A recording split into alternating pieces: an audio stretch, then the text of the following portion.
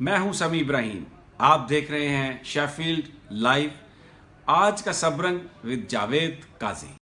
Ji once again welcome to आज का सबरंग।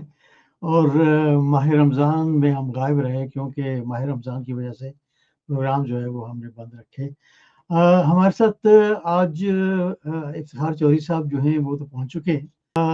आज के जो मौजू हैं वो है जनाब, हमारे मुल्क में अमरीकी वफ़द जो है वो तशरीफ़ लाया है। और ये देखिए, आप इनकी तस्वीरें आपको नज़र आ रही हैं। ये जो हैं कि एक तो हैं रिपब्लिकन से और उनका नाम है क्रिस्टोफर एच स्मिथ, और दूसरे जो हैं वो हैं जनाब जेम्स पी मैगवन, और ये हैं डेमोक्रेटिक से, और ये दोनों यहाँ पर तशरीफ़ लाए हुए हैं। और ये किस किस से मुलाकात करेंगे? चीफ ऑफ आर्मी स्टाफ जो है उससे तो इन्होंने मुलाकात की है, तो क्या ये इमरान खान से भी मुलाकात करेंगे? ये भी एक बहुत बड़ा सवाल है, क्योंकि जो तहरीक इंसाफ है वो तो ये चाहती है और आवाम भी ये चाहती है कि ये इमरान खान से भी मुलाकात करें। लेकिन पाकिस्तान के जो हालात हैं ये सब जानते हैं, क्योंकि इनके पास बहुत मालूमात जो है वो होती है। तो देखें ये मुलाकात करते हैं या नहीं। लेकिन इनका ताल्लुक जो है वो है, एक कमीशन है TLHRC, और ये जनाब है Tom Lantus human rights commission जो है, इसके ये को चेयर है, और ये तशरीफ़ लाए हैं पाकिस्तान में। और देखिए कि ये यहाँ पर आने के बाद क्या कुछ करते हैं और क्या इनका यहाँ पर जो मिशन है। हमारे साथ लंदन से जनाब यसर तमन्ना जो हैं उन्होंने भी ज्वाइन कर लिया, उनको भी प्रोग्राम में शामिल करते हैं। जी अस्सलाम वालेकुम सर। अस्सलाम वालेकुम जनाब, अस्सलाम वालेकुम। जी मैंने एक क्लिप दिखाया था कि जो वफद आया हुआ है पाकिस्तान जी में जी अमेरिका से, जी जी मैंने उसके देखा। देखा आपने? चलें ठीक हो जी गया जी जी। मैंने देखा।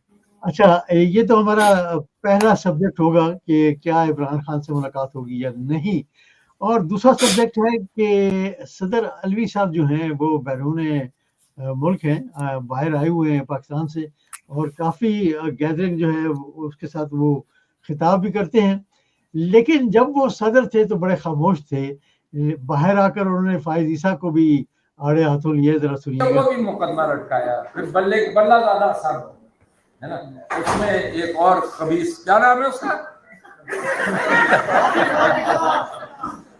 अच्छा, उसमें जनाब बल्ला छीन लिया, और अब वो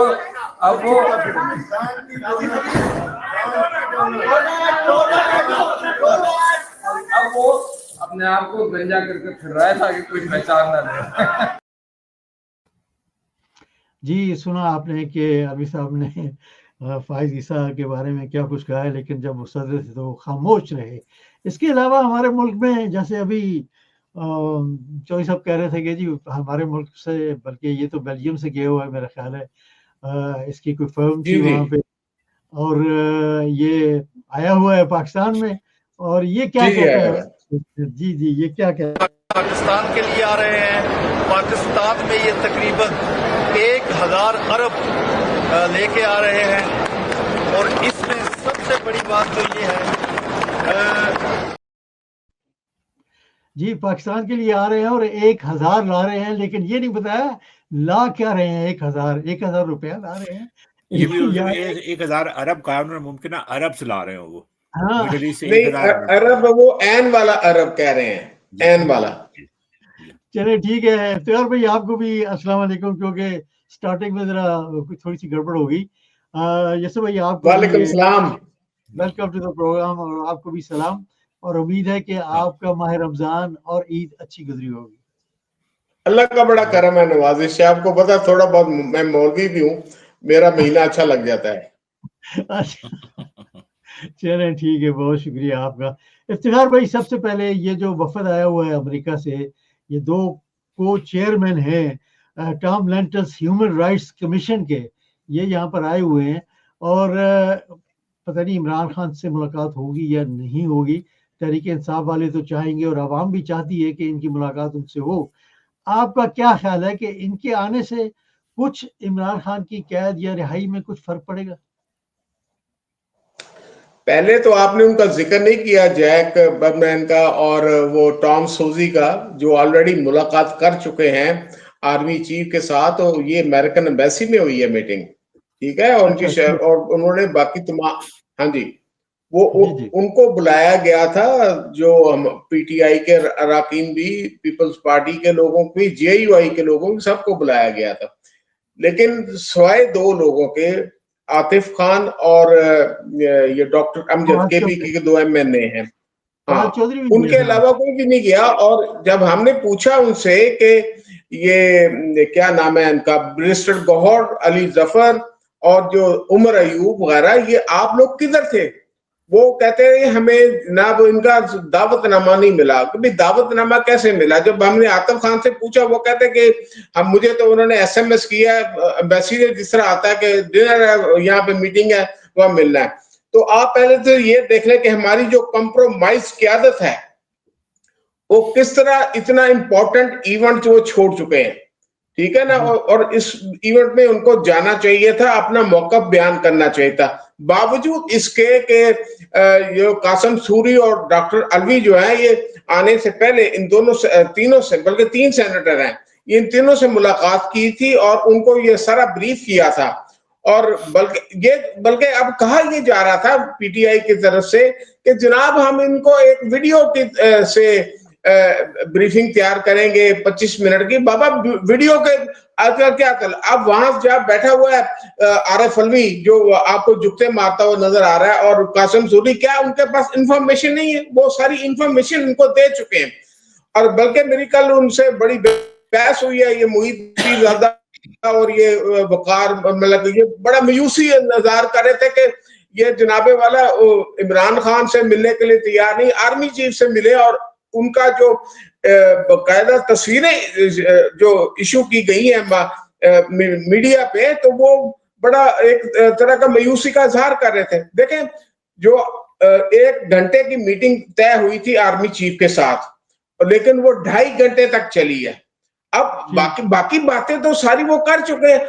इनके पास जो इंफॉर्मेशन है, तीनों सेनेटर, जो 3 सेनेटर ये है, मैं उनकी बाद में बात करता हूँ, ह्यूमन राइट्स के हवाले से बात आई है, ये तीनों जो इनके पास इंफॉर्मेशन है, ये जो हमारी एजेंसीज हैं, हमारी जो मिलिट्री एस्टेब्लिशमेंट है, उससे ज्यादा ये वेल इन्फॉर्म्ड है। और ये आज से नहीं है, ये जैक बर्मैन वही बंदा है जिसने सबसे पहले ट्वीट किया था फ्री इमरान खान।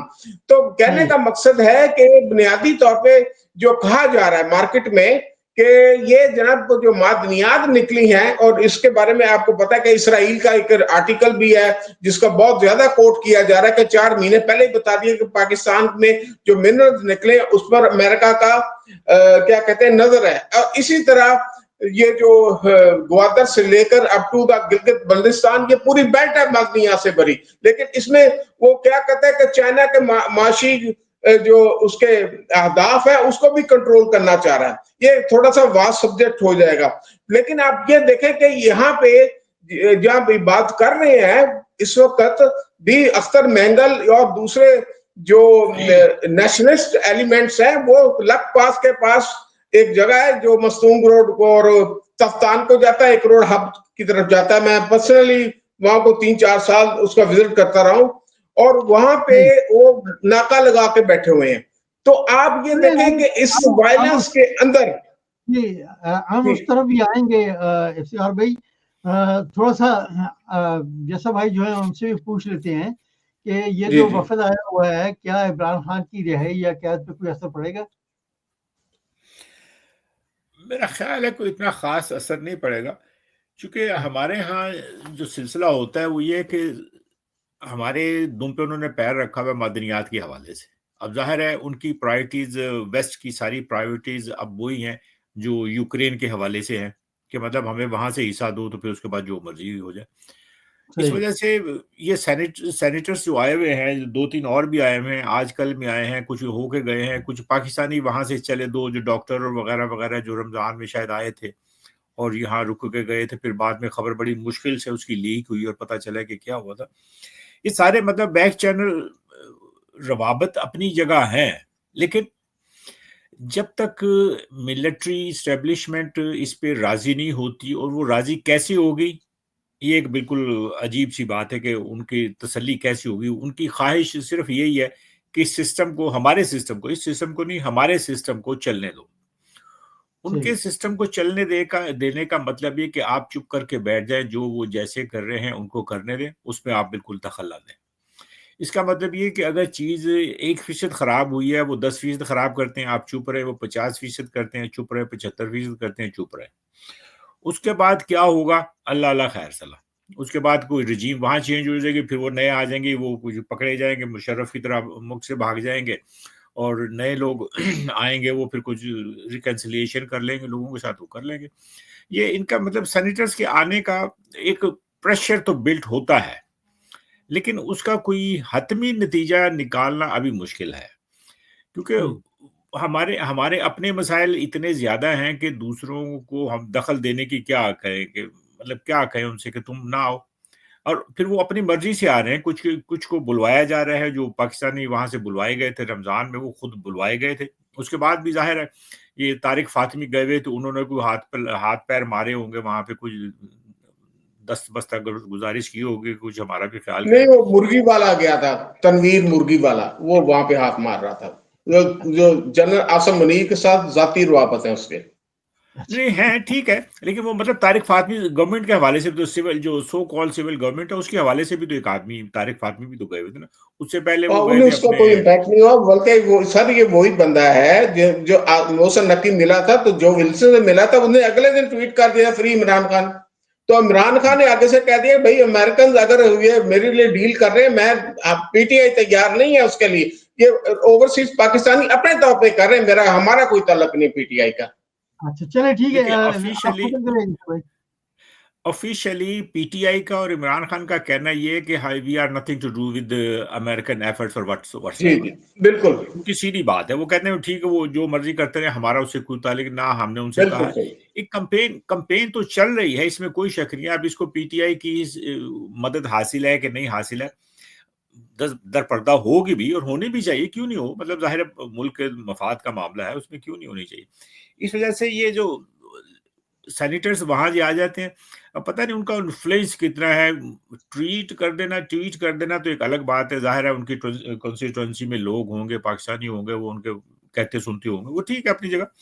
लेकिन अब तक कोई ठोस सरकारी सतह पे ना तो गवर्नमेंट ऑफ पाकिस्तान ने कोई इस किस्म का कोई रिस्पॉन्स दिया है कि उनके हाथ पैर फूले हो, और ना ही ट्रंप इंतजामिया ने कोई ऐसी हरकत की है, सिवाय इसके कि उन्होंने ये जो मदनियात का शोशा छोड़ा है, और उसके बाद एकदम से जो भागम दौड़ शुरू हुई है उसके हवाले से, उसके अलावा कुछ नहीं। अब इसमें क्या डील होती है, ये अल्लाह बेहतर जा रहे हैं, अब कुछ कहा नहीं जा सकता।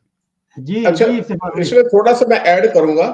जी जी देखिए, जो ट्रंप इंतजामिया है उस पे आप जो जो विल्सन है उसको आप इग्नोर नहीं कर सकते।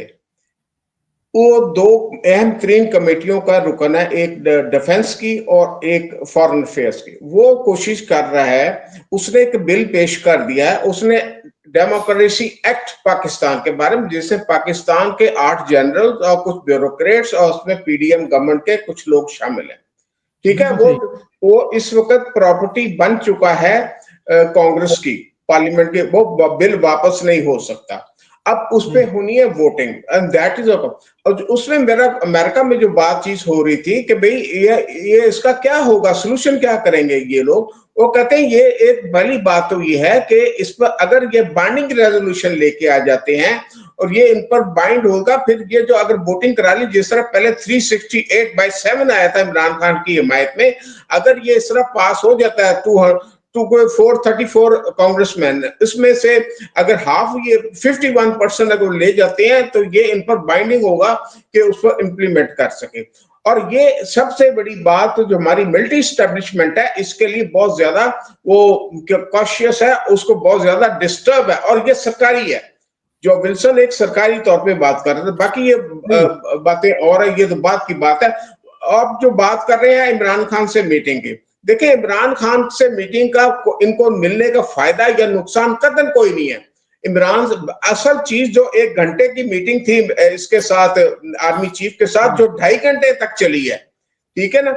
उसके बाद इनकी कोशिश थी कि मरियम नवाज से मिलाया जाए। आप देखें कि मुल्क का प्राइम मिनिस्टर वो मीटिंग में नहीं, वो बाहर गया हुआ है उधर, अपना आपके पास बैठा हुआ है, शायद इनके पास था, जावेद काजी साहब के पास। और दूसरे जनाब वो नवाज शरीफ साहब जो सब पार्टी के लीडर हैं, वो भी उधर बैठे अपना मेफेयर अपार्टमेंट जो इनके हैं उधर रिजवायर में।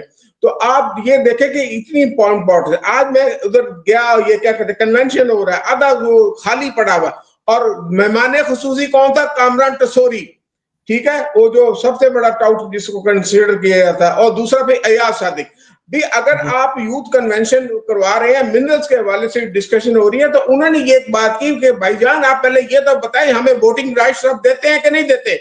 अभी आपको याद आ गया, आप पपियां करने लगे हैं, जफियां डालने लगे हैं, पहले तो आप हमारे ये इस तरह का सलूक कर रहे थे। तो उसने बड़ा गोल किया अयाज सादिक ने। उसने कहा कि जनाबे वाला आप अपनी पार्टी जो आपकी हैं उनको जरिए करें। अब पार्टीज कौन सी है जो ओवरसीज पाकिस्तान की 90% से ज्यादा तो पीटीआई की पार्टी है। पीटीआई तो चाह रही थी उनको वोट का हक दिया जाए। तो लिहाजा मेरा कहने का मकसद ये है कि नाउ गेम इज ऑन। जो मिनरल्स की बात है वो सबसे इंपॉर्टेंट बात है। वो जब तक इन जगहों पे वायलेंस होता रहेगा, ये सुकून नहीं होगा। उस वक्त तक आप 10 साल बाद एक्सप्लोरेशन होनी है वहां पे, तो इससे पहले उनको नहीं बेचा जा सकता। ये क्यों नहीं बेचते आखिरी सब पे? वो ये इससे पहले ये क्यों नहीं करते इस बात की कि आप अपने लोगों को ट्रेन करें? जी कैसा इफ्तिखार भाई, मिनरल और माइंस जो है उस पे तो बात की बात है। सॉरी मैं इसकी ये इसके साथ इंटरलिंक्ड है जो आज मीटिंग्स हुई हैं इसकी, उस पर भी आते हैं हम। यस भाई, आप पर ये सवाल रखता हूँ कि सदर अलवी साहब जो है, उन्होंने जिस तरह फायज काजी फायज जो हैं उन पे जो तनकीद की है कि ये 12 में वो अल्फाज नहीं इस्तेमाल करना चाहता, लेकिन जब ये सदर थे उस वक्त ये बिल्कुल खामोश थे। क्या वजह है कि अब ये बोल उठे हैं? देखिए कुछ मैं आपका सवाल समझ गया। बात यह है कि जब आप किसी पोजीशन पे होते हैं तो उसका प्रोटोकॉल होता है। कोई बहैसियत सदर उनकी ये पोजीशन नहीं थी कि वो इस किस्म की कोई जुमलेबाजी किसी के बारे में भी, सिर्फ चीफ जस्टिस थी, किसी के बारे में भी जुमलेबाजी करने का उनके पास जवाज नहीं था। और उनकी पोजीशन का तकाजा था कि वो ऐसी कोई बात ना करें कि जो मतलब अखलाक से गिरी हुई। ये उन्होंने ठीक किया उस वक्त, ये बात अपनी जगह 100% सही है। लेकिन अब भी अगर ये अपनी जबान को थोड़ा सा बेहतर कर सकते हैं तो कर लेना चाहिए था। मतलब जाहिर है उस आदमी की खराबियां उस आदमी की खराबियां अपनी जगह हैं। अब जाहिर है ये मतलब जब सदर थे तो ये और बहुत कुछ कर सकते थे आईनी तौर पर, उसमें थोड़ी सी इन्होंने अपनी कमजोरी दिखाई है, लेकिन अब ये बहुत बढ़ चढ़ के बोल रहे। जी मेरा ख्याल है कि उस वक्त उनकी जो आईनी पोजीशन थी ना उसकी वजह से वो मजबूर थे, मैं ये समझता हूँ। और वैसे भी देखे ना हमारे यहाँ 58B के बाद जो है सदर की क्या पोजीशन आपको पता ही है। जब तक सिविल गवर्नमेंट वजीर आजम उसको कोई एडवाइस ना बेचे वो कुछ नहीं कर सकता। तो इस वजह से वो क्या कर सकते? तो कुछ भी नहीं कर सकते, मजबूर थे, अपनी जगह बंधे हुए थे। बाकी बीच में एक आध बार उन्होंने मतलब कोशिश की थी कि मिलिट्री एस्टेब्लिशमेंट के साथ पीटीआई या इमरान खान के ताल्लुकात को बेहतर कराने की कोशिश की थी, जो उनके बस में था। मेरा ख्याल है उन्होंने किया है। अब ये बड़ी बात थी कि उन्होंने स्टैंड लिया था उस जमाने में इलेक्शन के बारे में। ये बात ज़हन में रखिए कि नेशनल असेंबली के इलेक्शन के बारे में, दूसरे इलेक्शंस के बारे में उन्होंने उस वक्त उस पोजीशन पे रहते हुए स्टैंड लिया था, जो बहुत बड़ी बात थी। और जाहिर है हालांकि ये सदर उस वक्त ये पोजीशन जिस आईनी ओहदे पे थे उन्हें नहीं करना चाहिए था, लेकिन बहरहाल उन्होंने किया है। अच्छा, अब वो चूंकि काफी अरसे से अमेरिका में है, कई महीनों से है मेरा ख्याल है, और कुछ पता नहीं कि कितना अर्सा और रहेंगे, तो इस वजह से, लेकिन उनको देखा ना एक आईनी ओहदा तो उनके पास रहा है ना, तो उस पोजीशन का भी तकाजा है कि वो अपनी जो गुफ्तगू है उसको उस लेवल पे ना ले जाएं जिस पे सियासी मतलब कोई वजीर मुशीर या इवन वजीर को कर लेता है। मेरा उन्हें ये जाती मशवरा ये है कि मतलब ये उनके ओहदे के मुताबिक नहीं, मर्तबे के खिलाफ है। सही है, सही है। जी इफ्तिखार भाई, आप कुछ कहना चाहेंगे इसी? मैं सर इसमें थोड़ा सा ऐड करूंगा। मैं बिल्कुल इस चीज के खिलाफ हूँ ये बात के। वो जो था अलवी, आरफ अलवी, वो सबसे पहले जो है यही बंदा गया था इमरान खान के पास के आसम मुनीर साहब के कि वली में आपकी क्या, वो कहते हैं कि जनाब ऑल ओके, आप हमें जिस कोई भी आर्मी चीफ आ जाए हम जाएंगे। दूसरी बात ये जो उधर जाके ये बातें कर रहे हैं, तो खबीस होना बकौल बिलावल जरदारी के कोई गैर पार्लिमानी वर्ड नहीं है, ठीक है ना। और ये, और सबसे बड़ी बात ये जो इस मौजूदा दौर में मिलिट्री एस्टेब्लिशमेंट की जहां पे डोमिनेशन है, आरिफ अलवी साहब वहां पे प्रेसिडेंट हाउस में यरमाल थे, वो उस वक्त हिफाजती हिरासत में थे। ये नहीं है कि वो, बल्कि उनका जब वो ऑर्डर करते थे कहते मैंने ऑर्डर नहीं किया, वो साइन किसी और ने कहते कर दिए, वो मैंने तो भेजा ही नहीं था ऑर्डर। तो इस तरह की बातें वो जो आप देखते थे। और ये बात ये भी सही है कि 58(2)B की जब रिपील हो गया था, जिसमें 8th अमेंडमेंट थी 58(2)B में, वो 8th अमेंडमेंट जब खत्म होगी तो सदर के पास जो अख्तियार था, जो फरूक लगानी के जमाने में रिपील हुई थी, कि वो सदर से अख्तियार ले लिया गया था जब कौमी असेंबली को तोड़ने का था, ठीक है ना। बाकी एक बात मैं बता दूं कि आरिफ अलवी बेशक उसकी जबान जैसी भी है कैसी भी है, लेकिन वो जाहिर है उस वक्त वो लोगों से खेल रहा था, वो लोग मजाक भी पसंद कर रहे थे जो जहां पे ऑडियंस थी, तो वो बेहतर उनके पास इंफॉर्मेशन है प्रेसिडेंट हाउस में बैठ के कि एक्चुअली इमरान खान के साथ हुआ क्या है, मिलिट्री एस्टेब्लिशमेंट ने उसके साथ क्या सलूक किया है। उस वक्त के जो DGI थे फैज हमीद, और उनका क्या रोल था जनरल बाजवा का। रिमेंबर वन थिंग, उस वक्त जो पनामा वाला जो हुआ था सिलसिला, तो आज ये भी बात करी है कि DGMI मिलिट्री इंटेलिजेंस एक मेजर जनरल होता है उस वक्त, वो आसिम मुनीर साहब से जब पनामा का केस आया था, वो इंफॉर्मेशन जो आई ना, जो उसमें इंक्लूड किया गया था कि MI और ISI के जो रिप्रेजेंटेटिव हैं उनको इसमें से निकाला जाए, लेकिन अब उन्होंने जनरल बाजवा ने उसको नहीं नोटिस लिया कि उनके वो तफ्तीश कर रहे थे जिस वक्त ये पनामा वाली, आपको याद होगा। और दूसरा बात है इन्होंने बाकी ब्रीफ किया होगा, अब ऐसे ये सेंटर नहीं आए, ये असल सिर्फ एक थी कि 2.5 घंटे की मीटिंग में आर्मी चीफ के साथ इमरान के बारे में क्या डिस्कस हुआ, अभी तक वो चीज बाहर नहीं आई। और ये मीटिंग भी एम्बेसी में हुई है, ये नहीं कि उन्होंने जनाब GHQ बुलाया गया था, ये एम्बेसी में मीटिंग हुई है जिसमें ये सारे आए थे। बाकी आपको फवाद नजर नहीं आ रहा, वो मुलाकात के लिए पहुंच गया, वो दूसरे जो इररेलेवेंट लोग थे, आतिफ खान का क्या ताल्लुक था, डॉक्टर अमजद का क्या ताल्लुक था, ये जानबूझ के ये कि शायद असल हमारे दोस्त हैं वो बाहर गए हुए हैं, वो भी उसने भी क्लेम किया है कि जनाब ये जानबूझ कर नहीं गए। आज अभी वकास से बात है, वकास अकरम जो है, वो जो सेक्रेटरी इत्तलात है PTI का, वो भी ये क्लेम कर रहा है कि मैं पूछूंगा, दसूंगा, करूंगा। भी आप स्टेट में बताएं, वो कहते हैं हमें मिला ही नहीं लेटर, ये कैसे हो सकता है? एम्बेसी वाले कह रहे हैं हमने भेजा है। तो ये कॉम्प्रोमाइज क्यादत जो है, इतना बड़ा जो इनको दे दिया इमरान खान ने टास्क, ये इनके लिए बहुत बड़ा एक जिम्मेदारी है जो नहीं निभा सका ये, मेरे ख्याल में। बैरिस्टर गौर और ये छोटी सी भाई कुछ कहना चाहते हैं फिगार भाई? जी। अच्छा देखिए, मेरा ख्याल है कि एक हिसाब से अगर पाकिस्तान की जो जनरल सेक्रेटरी है या अपोजिशन लीडर है या वजीर सेक्रेटरी इत्तलात है, वो नहीं गए, तो एक हिसाब से अच्छा हुआ। वो इसलिए कि उससे ये बात लिंक हो जाती कि PTI इस बारे में इंटरेस्टेड है कि अमेरिका इस बारे में कोई कोशिश करे। ये तो एक हिसाब से पॉजिटिव है, मेरे हिसाब से तो पॉजिटिव बात है कि वो वहां नहीं गए। लेकिन आपने खुद ही पहले कहा है कि जितनी इंफॉर्मेशन उनके पास है यहाँ पाकिस्तान में किसी के पास नहीं होगी, तो इस हिसाब से जी बिल्कुल मैं एग्री करता हूँ। मैं ऐसे बात कर रहा हूँ कि उन्होंने इनकार किया, लेकिन एम्बेसी जो है वो कह रही है ये झूठ बोल रहे हैं। मैं सिर्फ ये बात कर रहा हूँ। ठीक है, वो ठीक है, वो हो सकता है। देखे ना, आपको किसी ना किसी तरीके से तो बात को डिनाई करना होता है ना। उन्होंने कह दिया लेटर नहीं मिला, एम्बेसी ने कहा कि लेटर भेजा, अल्लाह खैर सला। लेकिन जो बात जो तस्वीरों में नहीं आई बात, वो ये है कि मतलब वो वहां नहीं गए और उन्होंने कोई इस किस्म की कोई प्ली नहीं की होगी सेनेटर से या एम्बेसी से या बराह रास्त अमेरिका से कि इमरान खान के बारे में अपना इन्फ्लुएंस इस्तेमाल करो। ये एक हिसाब से PTI की फेवर में जाती है ना। वो इंटरेस्ट है इमरान का कि ये अमेरिकन निकाले मुझे। वो कहता है मैं कोर्ट से रिलीज होऊंगा तो मैं जाऊंगा। जी यस भाई, ये जो एक KP में और बलूचिस्तान की तरफ माइंस और मिनरल का एक बिल जो है, आपका क्या ख्याल है? KP वाले जो इस वक्त हैं वो तो कुछ स्टैंड ले रहे हैं कि जी ये हम नहीं पास करने देंगे जब तक इमरान खान जो है वो इजाजत नहीं देगा। देखिए देखिए मेरा ख्याल है कि ये इस बात में वजन है कि इस बात को आप नेशनल लेवल पे बिल्कुल मुत्तफिक हो जाए सारी पार्टियां और सारी जो सियासी जमातें हैं, सूबाई हुकूमत हो या सेंट्रल गवर्नमेंट हो, इस पे मुत्तफिक हो जाए। लेकिन आज अगर ये पास कर भी देते हैं, पीटीआई की गवर्नमेंट गवर्नमेंट आ जाती है या इमरान खान वापस आ जाते हैं, तो इसमें मसाइल पैदा होंगे ना।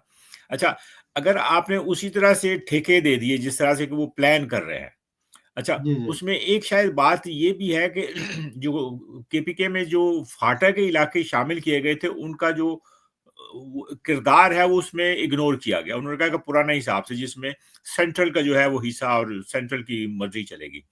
बात चीजें अभी इसमें तफसील तलब है। मुझे हैरत हुई है असलम मुजम्मिल के बयान से, जो मुशीर खजाना है वहां पे केपीके में कराची के, जी कि मतलब वो बिल ठीक है। बहुत से लोग कह रहे हैं, मेरा ख्याल ये जो शौकत यूसुफजई वगैरह है ये भी कह रहे हैं कि बिल ठीक है।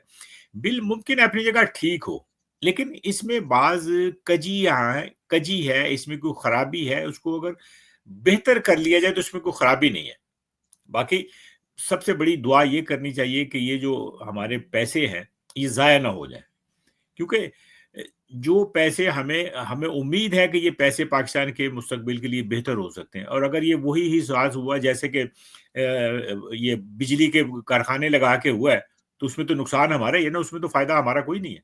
आज तक उसकी वो सही सजा है भुगत रहे हैं, और जिन्होंने लगवाए थे वो उस पर फख्र कर रहे हैं कि हमने लगवाए थे। इस बात सही पे है जरा बिल्कुल। बात होनी चाहिए कि मतलब ये एक ऐसा मसला ना खड़ा हो जाए कि जो बाद में हमारे लिए मतलब कंपल बन जाए, हम छोड़ भी ना सकें और ले भी ना सकें। जी बिल्कुल। जी सर इसमें साथ मैं में ऐड आप क्या करूं, जी जी मैं एक बात करूं, ये बिल अभी का नहीं है, इससे पहले 2017 में आया, फिर 2019 में इसमें कुछ अमेंडमेंट हुई है। अब ये 139 पेजेस का इन्होंने बना के दिया है SIFC, बल्कि मिलिट्री एस्टेब्लिशमेंट ने उनको कहा गया। अब वो जाहिर है कि आज आपने देखा होगा, मैं अभी थोड़ी देर पहले ML वली जो है, वो जो मुखालिफ है पीटीआई का, शदीद तरीन मुखालिफ है, उसने मुखालफत कर दी, GIF ने मुखालफत कर दी, ठीक है, पीटीआई ने मुखालफत कर दी, और जितने दूसरे लोग हैं वो उन्हें मुखालफत कर चुके हैं, ठीक है ना। जी तो जी उन्होंने मुखालफत कर दी। तो मैं अब समझता हूं कि इस बिल को इतना ज्यादा कंट्रोवर्शियल बना दिया। अब ये कहते हैं इमरान खान से, अपने 15 मिनट के अंदर इमरान खान 139 पेजेस का नहीं बन सकता। आपको ये पता है कि इमरान खान को फेक अखबार डिलीवर किए जाते, डमी अखबार छाप के ऊपर जंग जी जी लगा बिल्कुल के नीचे वो खबरें गलत भेजते। तो ये जो आप बिल की बात कर रहे हैं, इसके लिए जो उन्होंने कहा था कि फेडरल स्ट्रक्चर में इसको इंक्लूड किया जाएगा, अथॉरिटी बनाई जाएगी उसके अंदर, और वो जो SIFC की उसमें इन्वॉल्वमेंट होगी। जिस तरह आप देखो गिलगित बल्तिस्तान की जो टूरिज्म का पूरा डिपार्टमेंट जो सबसे ज्यादा इसका क्या कहते हैं फायदामंद था, वो भी आर्मी वालों को दे दिया, रिटायर्ड लेफ्टिनेंट जनरल को दे दिया। तो उनके अब ये आज जो उसने एबल ने बात की है, वो यही बात की है कि इमरान खान के इख्तलाफ अपनी जगह, लेकिन अगर हमारे सूबे के तमाम जो मादनियात हैं, जखायर, उनको दे दिए जाए और थ्रो अवे प्राइस पे, उन्होंने ये डिमांड की है। अपना सलमान अकरम राजा और सब ये कर रहे हैं कि आप लोग जो मादनियात निकालते हैं, आप उसमें वैल्यू एडिशन करके क्यों नहीं देते। आप अगर 100 रुपए का मादनियात निकालते हैं, आपको 5 रुपए भी नहीं मिल रहा है, वो उठा के ले जाएंगे, वहां जाके उसको जो करेंगे। उसमें कोबाल्ट है और ये लिथियम है, जो बैटरी सिस्टम, जो पेट्रोल का मुतबादल जो बैटरी सिस्टम अब नया आ रहा है, तो वो उसमें जिसमें तमन्ना साहब ने कहा कि जिस तरह यूक्रेन में हो रहा है, तो ये मादनियात में जब तक इमरान खान को ऑन बोर्ड नहीं लिया जाता उस वक्त तक, क्योंकि आप ये देखें कि KPK तो 100% उनकी गवर्नमेंट है, और वहां की तमाम जो पार्टीज हैं वो इससे इख्तलाफ कर चुकी हैं। जब इतना ज्यादा कंट्रोवर्शियल हो जाए, तो मैं समझता हूं कि ये बिल जो है ये बाद में प्रॉब्लम क्रिएट करेगा। आज से 10 साल बाद, 15 साल, 10 साल बाद जब इसकी एक्सपेक्टेशन शुरू होनी है, या कम से कम वो कहते हैं 2028 में जाके कोई पहले लाइन को, तो उस वक्त आप देखें कि क्या पॉलिटिकल सिचुएशन सिनेरियो बनता है। पॉलिटिकल स्टेबिलिटी के बगैर वहां नहीं हो सकता। और इसी तरह बाकी जो दूसरे लोग हैं, सॉरी जी जी ये पॉलिटिकल जो स्टेबिलिटी है जब तक इलाके में नहीं होती उस वक्त तक नहीं हो सकता। और इसी तरह आप बलूचिस्तान में के मिनरल्स भी देख लें, जब तक पॉलिटिकल स्टेबिलिटी वहां पे नहीं होती। आप मुझे बताएं इस सूरत में क्या करेंगे वो? क्या वो बॉम्बिंग के अंदर वो जो कत्लो गारत हो रही है, चिनाब एक्सप्रेस के ऊपर हमले हो रहे हैं, गोलियां चल रही हैं, ये इसमें क्या आप एक्सप्लोरेशन करने को तैयार? रेकॉर्ड एक सैंडिक प्रोजेक्ट जो जितने भी ज्यादा, तो इसलिए मैं ये समझता हूँ एक तो पहली बात है कि जनाब आप मैंडेट वाली गवर्नमेंट से डिसीजन ले जो 25 करोड़ अवाम की नुमाइंदा हुकूमत होगी, जिसके सस्टेनेबल डिसीजन होंगे, फिर जाकर इमरान का डिसीजन होगा और उसके बाद बाकी आपको जो है फिर इसमें अगर अच्छा लगेगा तो क्यों उसमें करने के लिए तैयार नहीं होंगे? जी कैसा? ठीक है इफ्तिखार भाई, ठीक है, आपका पॉइंट आ गया। यस भाई, ये एक बार फिर अवाम की जेबों पर डाका डलने जा रहा है। आप इसके बारे में क्या समझते हैं? ये जो गाड़ियों पे जो टैक्स होता है, यानी कि वो 200, 400, 500% जो है वो बढ़ाया जा रहा है, तो ये यकीनन हमारी गवर्नमेंट जो है ये पैसे बनाने के चक्कर में ये सब कुछ कर रही है। क्या ख्याल है आपका? देखिए, बात ये है कि अभी तो लोग वहाँ से तंग हैं कि वहाँ जो टेलीफोन कॉल करते हैं वहाँ तो वो पहले वो एक किसी आदमी की आवाज़ आती है कि हमने 7 रुपए और 41 पैसे जो है पैसे जो है। सर आदमी क्यों कह रहे हैं आप इसको? शहबाज शरीफ की वकालत है, आप नाम क्यों नहीं लेते? मुझे हैरानगी होती है। मैंने नहीं सुना। और इतनी बड़ी आपको पता है वो कॉल भी रिकॉर्डेड की हाशिम साहब ने, हाशिम साहब की कॉल है। क्योंकि मैंने अपने कान से नहीं सुना इसलिए मैं नाम नहीं ले सकता, मैं सुनूंगा तो करूंगा। नहीं मैं बोल दे वो सारे वायरल है। बहुत सारी जो चैनल्स है ना सोशल मीडिया पे, वो ये बता चुके हैं कि खुदा के लिए इस आवाज को हटा दें। जी जी नहीं, वो ये कह रहे हैं कि आप हमें चार्ज कर ले 7 रुपए 41 पैसे वापस ले लें, ये आवाज खत्म कर दें, वो ये कह रहे हैं। और 2 गाड़ियां भी देते हैं वो, अब वो आप नहीं लूंगा मैं। अच्छा, अब बात ये है, देखिए बुनियादी चीजें ये भी हैं कि हमारे यहाँ ये जो जुर्माने और ये जो फीसें हैं ना, ये मेरे ख्याल के 1950 के चल रहे हैं। 200 रुपये हो गए, 400 रुपये हो गया। अब जाहिर है इसमें अपडेट तो होने ही चाहिए। इसमें अगर चीजें चेंज हुई हैं, लेकिन फीस आप जरूर बढ़ाएं, लेकिन उसके साथ साथ सर्विस भी बेहतर करें ना। दोनों चीजें साथ होनी चाहिए। ये नहीं हो सकता है कि मतलब अब आप क्रिमिनल वो जो है जो जुर्म है उनकी भी जो जुर्माने होते हैं वो 500 रुपये हो गया, 2000 रुपये हो गए, 5000 रुपये हो गए। अब तो जाहिर है इतने पैसे में तो कुछ नहीं होता ना। तो इस वजह से मेरा मशवरा ये होगा कि जाहिर है हुकूमत या रियासत चलती तो टैक्सेस पे ही है ना। किसी से टैक्स ले लिया, किसी को इनकम टैक्स ले लिया, किसी से फ्यूल टैक्स ले लिया, ये कर लिया, वो कर लिया, वो ठीक है, उसके बगैर कोई काम होता नहीं है। मैं आपको दिलचस्प बात बताऊं, हमारे घर के पीछे से एक टनल जाती है और उसके एक दफा चक्कर लगाने के 4 पाउंड है और वापस आने के 4 पाउंड है। सही है। हम मेरा एक दायरा सा है घर के इर्द गिर्द, उससे मैं बाहर निकल जाऊं तो 15 पाउंड उसके हैं। अगर मैं सेंट्रल लंदन चला जाऊं तो 12 पाउंड उसके हैं। कंजेशन चार्ज जिसे कहते हैं। जी जी बिल्कुल। यूलेस है, कंजेशन चार्ज है, फिर उसके बाद टनल चार्ज है। ये सारे चार्जेस देखते गवर्नमेंट ने लेने तो होते हैं ना, इसमें तो कोई शक नहीं है। क्लीन एयर के भी चार्जेस रखे हुए हैं सर। क्लीन एयर के वो तो जो उसमें होता है वो सेंट्रल कर लेती है ना। उसके अलावा जो मतलब काउंसिल के होते हैं टैक्सेस, वो सारे। लेकिन जो बुनियादी चीज है कि टैक्सेस आप जरूर लें, लेकिन सर्विस को भी बेहतर करें और उसमें भी कोई बेहतरी होनी चाहिए ताकि लोगों को पैसे देते हुए इतनी तकलीफ ना हो।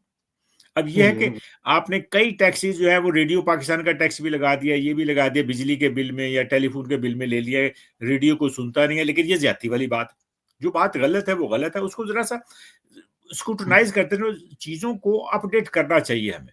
उसके चाहे जुर्माने हो या सर्विसेज में आप बहुत बेहतर कर सकते हैं। अब तो मतलब ये मवासलात का जमाना है, इसमें तो कोई ऐसा मसला ही नहीं है। लेकिन हमारे यहाँ चूंकि काम करने जी बताइए, रिश्वत का रेट बढ़ जाएगा। देखे ना, ये देने और लेने वाले के वो कहना यार 1000 रुपया मैंने दे तो दे दौड़, चले रिश्वत का रेट बढ़ जाएगा ना। जी जी, ये सब। और बाकी ये बिल्कुल सही बात है कि आप जो है सर्विस बेहतर करें। आप पहले जो आप ये मुहिम लॉन्च नहीं करते कि जनाब अवेयरनेस पब्लिक में क्रिएट की जाए कि ये रूल्स रेगुलेशन को किस तरह पे, अगर खुद गवर्नमेंट रूल्स और रेगुलेशन को अबे नहीं करती तो मैं इजाजत ले लूं ये सब भाई से, उसके बाद आपसे मैं गुफ्तगू करता हूँ। ये सब भाई आपका बहुत बहुत शुक्रिया, थैंक यू वेरी मच। इंशाल्लाह अगले प्रोग्राम में आपसे दोबारा मुलाकात होगी। बहुत शुक्रिया, थैंक यू वेरी मच। जी इफ्तिखार भाई, अब आप बात करें ये जो टैक्सेस लगने जा रहे हैं गाड़ियों पे, इस पे आप बात करें, क्या आपका ख्याल है? सर पहली बात तो ये है कि वैसे ही टैक्सेस जो जो जुर्माने जो इन्होंने करने का प्लान कर रहे हैं, एक तो गाड़ियां जो अब वैसे भी पेट्रोल वाली गाड़ियां, एक तो कह रहे हैं कि हम इसको खत्म कर रहे हैं, इसकी जगह ये लिथियम वाली बैटरी जो है आपने देखा होगा उसका चर्चा है, जो पैरेलल जो सिस्टम चल रहा है एनर्जी का। और अब स्कूटीज तो आ गई हैं जो बैटरियों पे चलती हैं, जिसमें बच्चियां जो है वो स्कूल कॉलेज वगैरह जाती हैं। तो मैं ये समझता हूँ कि असल में पुलिस आप बात कर रहे हैं, ये आप जो तमन्ना साहब जो बात कर रहे हैं, जो वो कर रहे हैं यूके के हवाले से, वहां के ट्रैफिक जो रूल्स हैं वो उसको जिस तरह ओबे किया जाता है और जिस तरह सर्विसेज दी जाती हैं। और जब आप मुझे बताएं, जब आपको आएगा शेरिफ बने, आपने फर्ज करें आपने कोई गलती की है, रेड इशारा तोड़ा, तो आपको आगे कहो चलो तेरी मैं तेरी फलां तेरी, इधर बाहर निकल, तो दो चपेड़े मारेगा आपको। वो आएगा सलूट करेगा, सर से बात करेगा। आप नहीं देखें कि जितनी इस्लाम उधर लाहौर के अंदर ट्रैफिक पुलिस का की कुट कटापा शुरू हुआ है, डॉल्फिन वालों का कुट कटापा शुरू हुआ है, ये पहले कभी नहीं होता था। ठीक है ना, वो अगर वो कोई सोशल मीडिया पे चीज वायरल होती है तो वो सस्पेंड होता है, अदरवाइज इस तरह सस्पेंड नहीं होता। लोगों को मारते हैं और तशद्दुद करते हैं वो उस पर, जो स्कूटर का अगर वो इशारा तोड़े या यू टर्न ले रही है या इवन आपने हेलमेट नहीं पहना हुआ। तो मैं ये समझता हूं कि इस तरह की बात से पहले अगर आप ये कर रहे हैं, अगरचे मेरे नजदीक तो ये कोई इतना ज्यादा बड़ा कोई अहम नहीं है कि हम इंटरनेशनल चैनल पे एक बात कर सके। आप देखें ये शादी के ऊपर इन्होंने करेंसी जो फेंकते हैं, आपको पता है ये लाखों डॉलर ऐसे फेंकते हैं, ये खासतौर पर तलागंग मंडी बाउद्दीन के जो बंदे बाहर होते हैं वो, और आईफोन फेंकते हैं। तो उन्होंने हुकूमत ने पाबंदी लगा दी, उन्होंने लगा करेंसी नोट फेंकने पर पाबंदी लगा दी। मैंने नीचे ऐड कर दिया इसमें सरकारी महकमे शामिल नहीं है। तो आप देखें ना, वहां पर तो आप बेशक करेंसी नोट फेंके जाके। तो अगर जब तक गवर्नेंस ठीक नहीं होगी, आपके जो रूल्स एंड रेगुलेशन, अब तो हमारे यहाँ प्रॉब्लम क्या है, मिस गवर्नेंस है। अगर मिस गवर्नेंस होगी और इसी तरह आप गाड़ियों के टैक्स, आप 70 रुपए लेवी टैक्स लगाया हुआ है, मुझे बताएं कि आधी से भी कम कीमत में पेट्रोल हो गया। आज वे कह रहे 7 रुपए कम करेंगे पेट्रोल लीटर के और उस पर 10 रुपए लेवी और लगा देंगे, यानी 70 रुपए ऑलरेडी लेवी लग चुकी है 1 लीटर पर, और वो चला जाए उस पर फिर 7 रुपए ये कम करेंगे और फिर वो शहबाज शरीफ की आपको ट्यून आएगी। हाँ जी, तो मैं ये समझता हूँ ये इस किस्म की, मैं तो इसके खिलाफ समझता हूँ, क्योंकि पैसे इनके पास है नहीं है चलाने के लिए। IMF की मिन्नतें कर रहे हैं और ऊपर से जो आपका दोस्त जो है औरंगजेब वजीर खजाना, वो ये कहता है कि जनाब अगरचे अमेरिका ने हम पर टैरिफ लगा दिया लेकिन हम कोई इकदाम नहीं करेंगे उनके खिलाफ। अमेरिका भाई तुम्हारी औकात क्या है उसके अमेरिका के खिलाफ, कहता है इकदाम में मांग के तुम रोटी खाते हो। IMF वाले तो उनको अभी भी एंटी करप्शन वालों के साथ मीटिंग कर रहे हैं, वो उनकी जो टीम आई हुई है सुप्रीम कोर्ट के बार एसोसिएशन से मुलाकात कर रही। तो इस तरह की बातें जो है वो जो लोगों की जेबों से पैसा निकालने का तरीका, यानी आप करप्शन को प्रमोट कर रहे हैं। अभी इन्होंने कहा 14.1 बिलियन डॉलर एक महीने में आया पाकिस्तान के पास रेमिटेंस। ये मुसलसल टेलीफोन पे ये बातें हो रही हैं। 14.1, आप ये नहीं कहते कि 1.5 साल के अंदर 18 लाख पाकिस्तानी जो कमाने की अहलियत रखते हैं वो पाकिस्तान से बाहर गए हैं। ये जो ईद के ऊपर जो उन्होंने रेमिटेंस भेजनी थी, तो आप उस पर मातम नहीं करते कि 18 लाख नौजवान जो यहां से चले गए, और आप इधर वो भेज देते हैं इधर हुंडी के बजाय, क्योंकि वहां से सऊदी अरब वगैरह से हुंडी बड़ा टाइट कर दिया उन्होंने। तो लिहाजा हमें ये तमाम जो गवर्नेंस की बातें आप कर रहे हैं, ये टैक्स लगाना, पेट्रोल की कीमतों में इजाफा करना, आप सब्जी आम जो चीजें हैं, पेट्रोल जो था जिस वक्त इमरान खान के जमाने में 110 रुपए 20 रुपए तक गया था तो मातम शुरू हो गया था। अब 200-250 के करीब पेट्रोल दुगनी कीमत हो गई है। कौन सी आप बताएं आइटम ऐसा है जो इमरान खान के दौर से लेकर अब तक डबल से ज्यादा ना होगा? दालें ले ले, कुछ ले लेगा।